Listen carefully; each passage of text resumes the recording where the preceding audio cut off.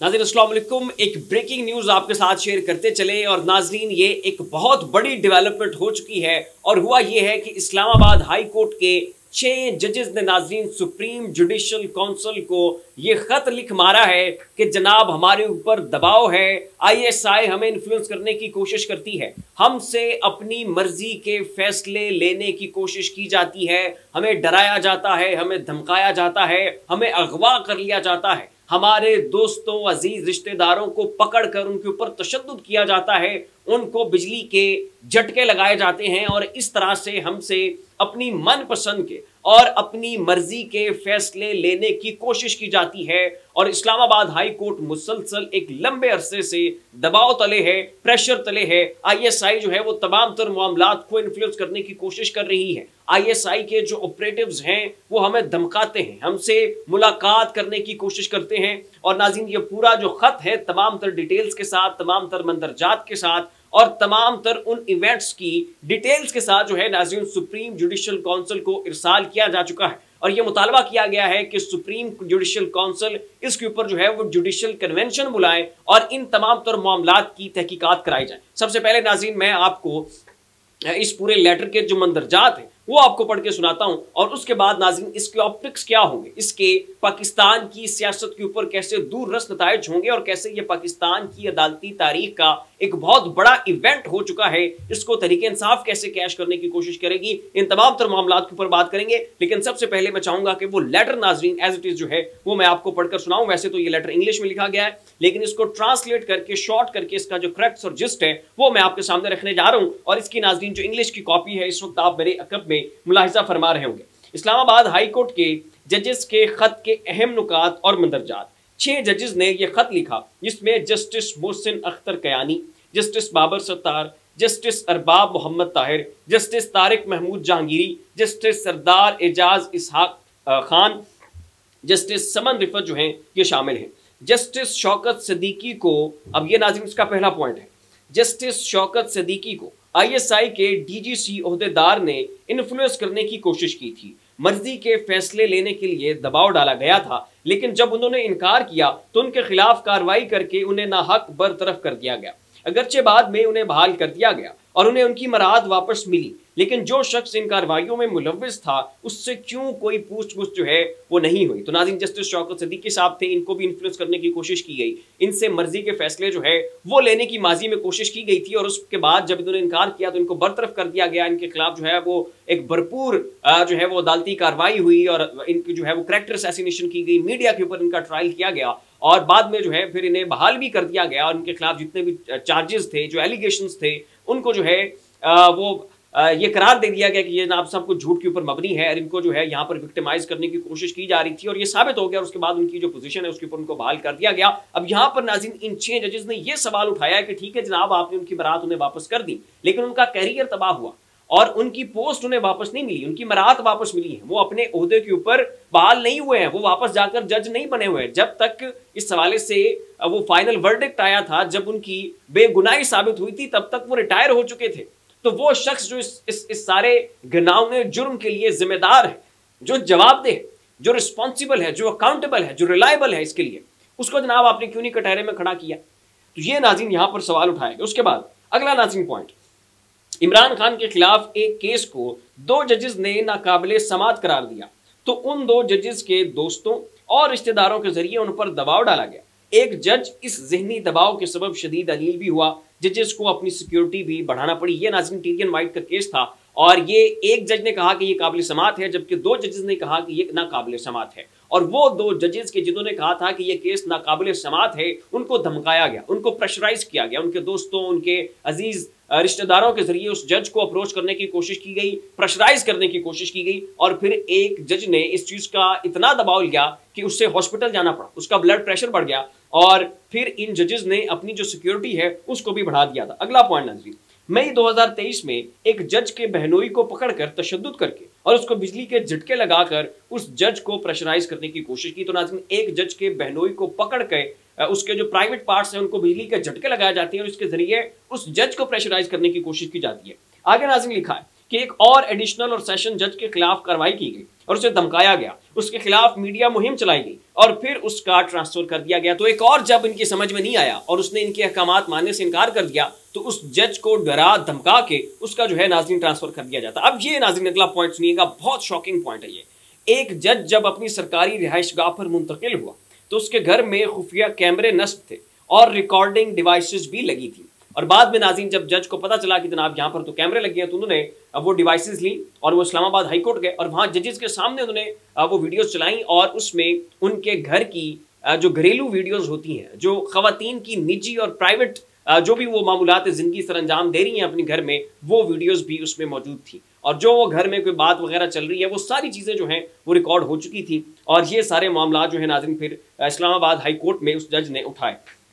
उसके बाद अगला पॉइंट है कि एक जज के घर में ट्रैकर फेंके गए। उससे अगला पॉइंट, अक्टूबर 2023 को सुप्रीम जुडिशल काउंसिल को खत लिखा गया कि अदालती हुक्म ना मानने पर खुफिया एजेंसी पर तौहीन अदालत की कार्रवाई की जाए, लेकिन इसके ऊपर अमल दरामद नहीं हुआ। तो कुछ खुफिया एजेंसियों के ओहदेदारों ने कंटेम्प्ट ऑफ कोर्ट किया, उन्होंने तौहीन अदालत की और उसके खिलाफ जब अदालत ने एक्शन लिया लेकिन उस एक्शन को कोई अमली जामा जो है वो नहीं पहुंचाया गया। और ये खत नाज़रीन सुप्रीम जुडिशल काउंसिल को तब भी जो है जजेस ने लिखा था। उसके बाद नाज़रीन अगला पॉइंट ये है कि 19 मई 2023 को 6 जजेस जाकर सुप्रीम कोर्ट में chief justice Umar Ata Bandial, justice Ejazul Hasan और जस्टिस फाइज ईसा से मिले और तमाम हालात से आगाह किया, लेकिन कोई अमली कार्रवाई तब भी नहीं हुई। और फिर नाज़रीन ये जजेस जब तंग आ गए और ये बिल्कुल ये इनकी जो है हिम्मत जवाब देगी कि जनाब इतना जो है हमें प्रेशराइज करने की कोशिश की जा रही है और हमें धमकाया जा रहा है, तो ये सीधा जनाब सुप्रीम कोर्ट गए। और वहां पर सुप्रीम कोर्ट के जो चीफ जस्टिस साहब थे, जस्टिस एजाजुल हसन, जस्टिस उमर अता बंदयाल और जस्टिस फाइज ईसा, उनसे इन्होंने मुलाकातें की और कहा कि जनाब ये वो सूरत हाल है जो ग्राउंड लेवल के ऊपर हम फेस कर रहे हैं, तो उसका कोई सद्देबाब करें, लेकिन तब भी कोई कार्रवाई नहीं की जाती। उसके बाद नाज़रीन एक मरतबा फिर हमने सुप्रीम कोर्ट को बताया कि डिस्ट्रिक्ट जुडिशरी के जजेस पर दबाव है। जस्टिस मोहसिन अख्तर कियानी, जस्टिस तारिक महमूद और जस्टिस अरबाब को बारहा अप्रोच किया जाता रहा, उनसे मुलाकातें करने की कोशिश की जाती रही और कुछ मुलाकातें भी हुई। सेक्टर कमांडर इस्लामाबाद और सेक्टर कमांडर पेशावर ISI मिली भगत से मुलाकातों की कोशिश करते रहे। तो फिर नाज़रीन जजेस के साथ मुलाकातों की जो है वो कोशिश की गई और जब जजेस ने इनकार किया तो फिर एक सेक्टर कमांडर ने दूसरे सेक्टर कमांडर को अप्रोच किया कि जनाब आप भी साथ आएँ और इन जजेस को जो है ना जरा पकड़ के इनसे बात करनी है तो कोई बंदोबस्त जो है वो किया जाए। उसके बाद नाज़रीन इसका अगला पॉइंट ये है कि जस्टिस अरबाब जब क्वेटा गए तो उन्हें बताया गया कि ISI आपके टैक्स के मामलात की मालूमात इकट्ठी कर रही है और वो आपके खिलाफ कुछ करना चाहते हैं। तो ये नाज़रीन जस्टिस अरबाब हैं जो कि इस्लामाबाद हाई कोर्ट के जजेस के उस पैनल का हिस्सा है। और ये जब यहाँ से वापस घर जाते हैं छुट्टी के दिनों में तो वहाँ पर इनके घर वाले और इनके दोस्त इन्हें ये बताते हैं कि जो आपके टैक्स के मामलात हैं उनको ISI प्रोब कर रही है और वो जानने की कोशिश कर रही है कि अगर कोई माली बेज़ाब्तियाँ हैं तो उनके थ्रू जो है आपको पकड़ने की और आपको जो है ना वो काबू में लाने की कोशिश की जाएगी। सुप्रीम जुडिशल काउंसिल इन तमाम तर मामलात के ऊपर जुडिशल कन्वेंशन बुलाए, तहकीकात करें और हमें बताएं कि अब हमें क्या करना चाहिए। तो ये नाज़रीन वो खत है कि जो इन 6 जजेस ने सुप्रीम जुडिशल काउंसिल को इरसाल किया और कहा कि जनाब अब हमें बताएं हम किधर जाएं, क्या फैसले करें,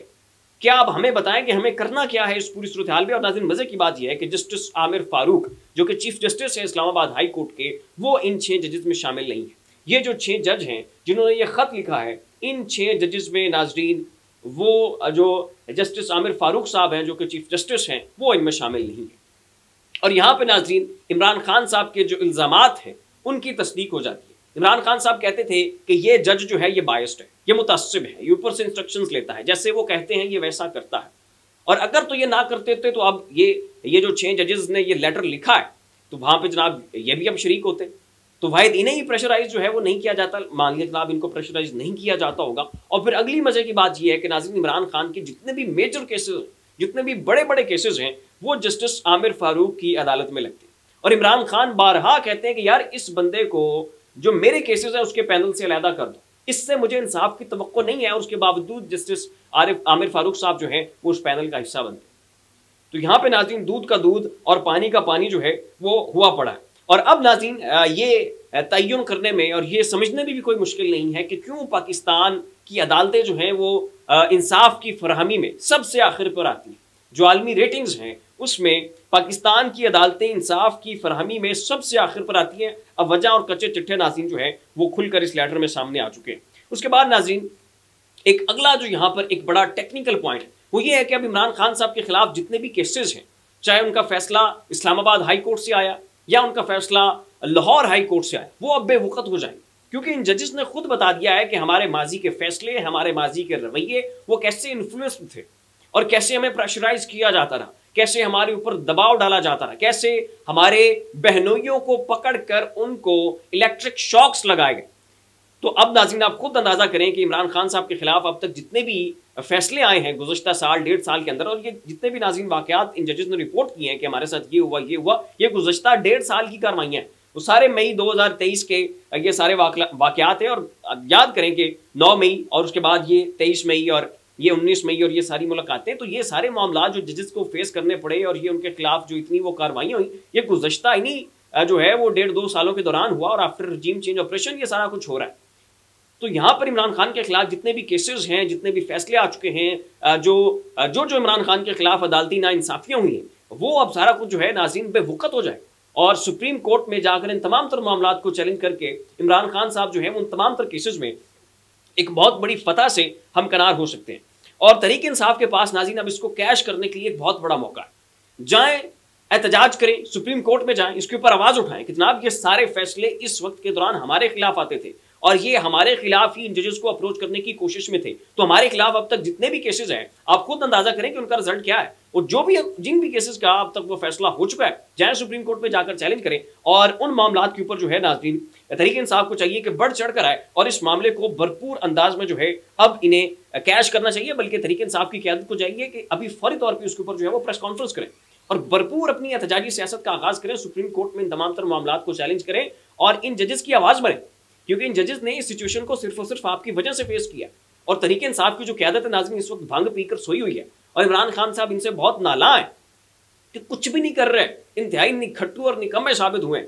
मुख्तलिफ नशिस्तों का मामला जाकर करें चैलेंज सुप्रीम कोर्ट में। राना सनाउल्लाह ने इमरान खान साहब के खिलाफ इतने वाहियात किस्म के स्टेटमेंट दिए हैं। मरियम औरंगजेब ने कहा है कि इमरान खान का सर कलम कर दो, इन्होंने कुछ भी नहीं किया। कोई एक FIR दर्ज जो है वो इन्होंने राना सनाउल्लाह के खिलाफ नहीं करवाई। IMF ने अब तक कितनी तबाहियां लगा दी हैं आपकी जनाब, इतने वो टैक्स आपके ऊपर बढ़ा दिए हैं, बिजली की कीमतें बढ़ चुकी हैं, ऑयल की प्राइसेस मजीद बढ़ने जा रही हैं, इतनी महंगाई हो चुकी है, आपका मैंडेट चुराया जा चुका है और तहरीक इंसाफ जनाब हाथ पे हाथ धर के चुप करके बैठी हुई है। ये वो नुकात हैं कि जिनके ऊपर तहरीक इंसाफ को सोचने की जरूरत है, और यही वो वजह है कि इमरान खान साहब इनसे नाराज है और ये जनाब अपनी कोर कमेटी की मीटिंग्स में आपस में लड़ते फिर रहे हैं। बहुत सारी नाज़रीन इतलात सामने आ रही हैं कि तहरीक इंसाफ की जो क़यादत है वो अपनी कोर कमेटीज की मीटिंग्स में आपस में लड़ रहे हैं। कभी इन्होंने किसी का गिरबान पकड़ा होता, कभी इन्होंने किसी का, तो इन्हें तहरीक इंसाफ को बाहर से किसी बंदे की जरूरत ही नहीं है कि जो आकर इन्हें लड़वाए। ये आपस में एक दूसरे के जो है वो दस्तों गिरबान होने के लिए काफ़ी है। वक्त नाज़रीन मैंने काफ़ी ले लिया है, तहरीक इंसाफ की जो आपसी खलफशार है इसके ऊपर इंशाल्लाह फिर किसी व्लॉग में बात करेंगे। फिर वक्त इतना ही तमाम तर मामला के ऊपर अपनी राय का नीचे कमेंट बॉक्स में जरूर कीजिएगा। इसी के साथ अपने मेज़बान को इजाज़त दीजिए, अपना ख्याल रखिएगा। अल्लाह हाफ़िज़।